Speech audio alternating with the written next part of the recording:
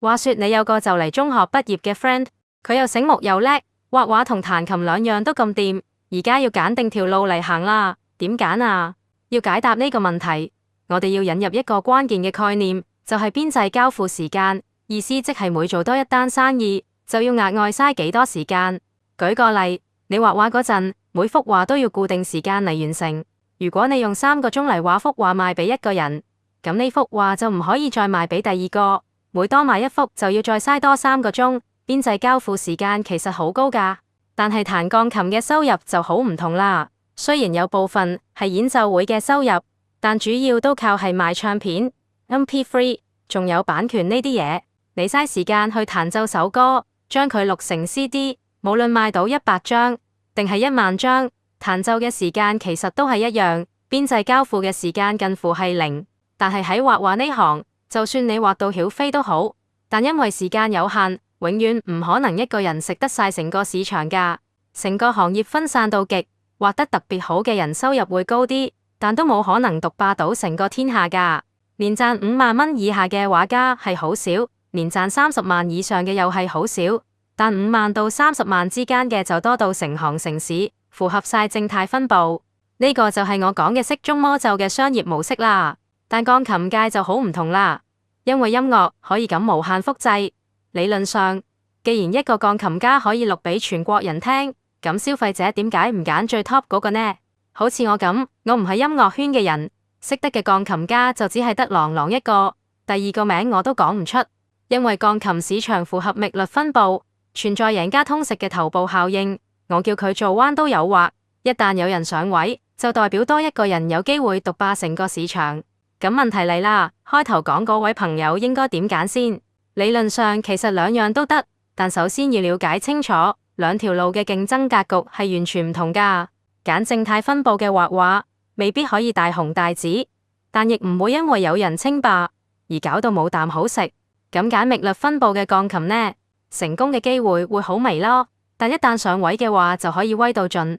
要爆紅嘅前提係，大部分人都係做緊陪跑者。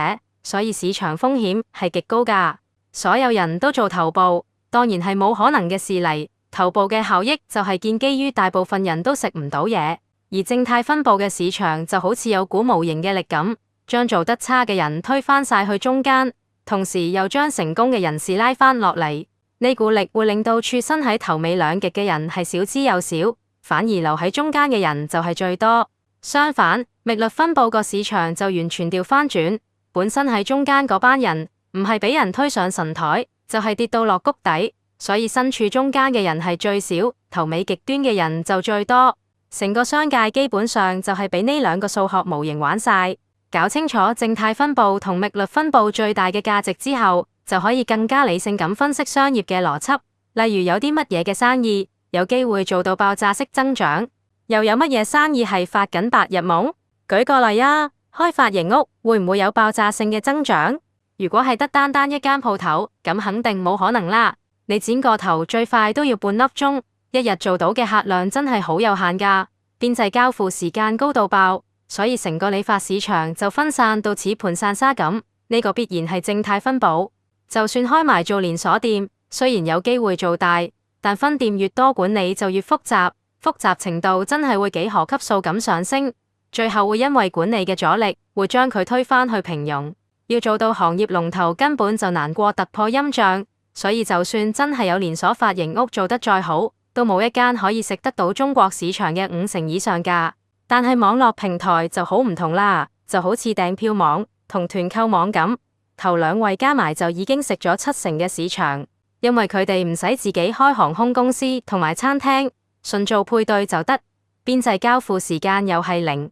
要記住啦，唔係行行都可以爆炸式咁增長㗎。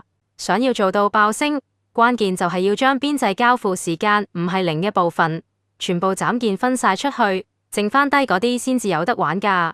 例如飲食業，幾乎係冇可能會爆升，因為個廚師炒餸都要一碟一碟咁整，邊際交付時間一樣係好高。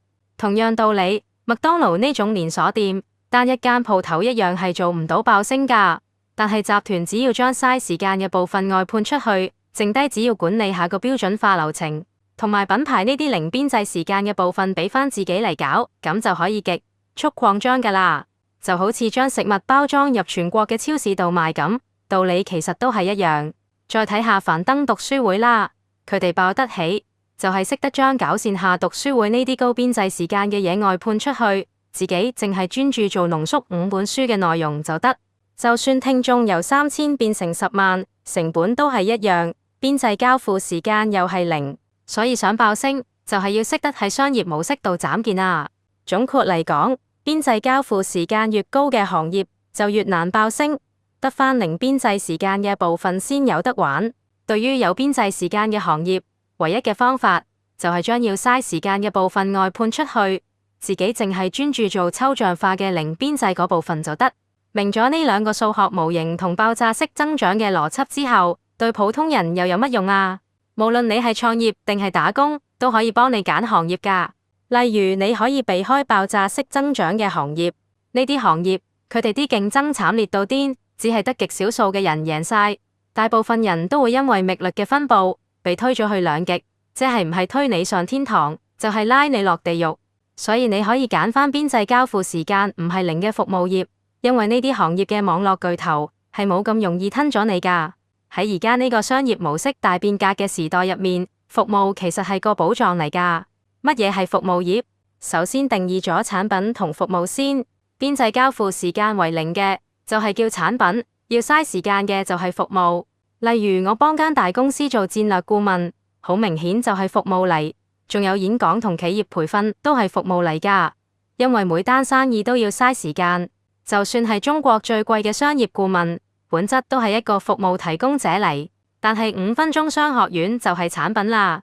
我每日用5至7個鐘嚟錄音，但係一發佈咗之後，無論有3000人，抑或有100萬人聽，我都唔使再嘥時間去錄返同樣嘅內容。所以邊際交付時間就係零，所以佢就係產品。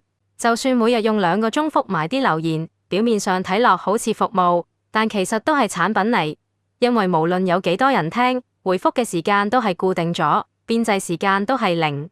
所以付費內容嘅市場就會好容易形成冪律分布，但只係得少數人可以食晒。但對於大部分嘅人嚟講，邊際時間唔係零嘅服務業就非常重要啦。中國而家嘅經濟轉型，服務業係有2大嘅作用㗎。對打工仔嚟講就係就業池，因為要親身服務，唔容易被 AI 取代。對創業者嚟講，更加係一個避風港嚟，正正符合晒正態分布，中間係可以容納到好多中小企㗎。當然中小企都要明白，入咗呢個避風港就好難會做到馬雲呢種級數嘅成功，但做到中產水平嘅就大有人在。所以喺呢個變革時代，殺入服務業都係一個明智嘅選擇嚟㗎。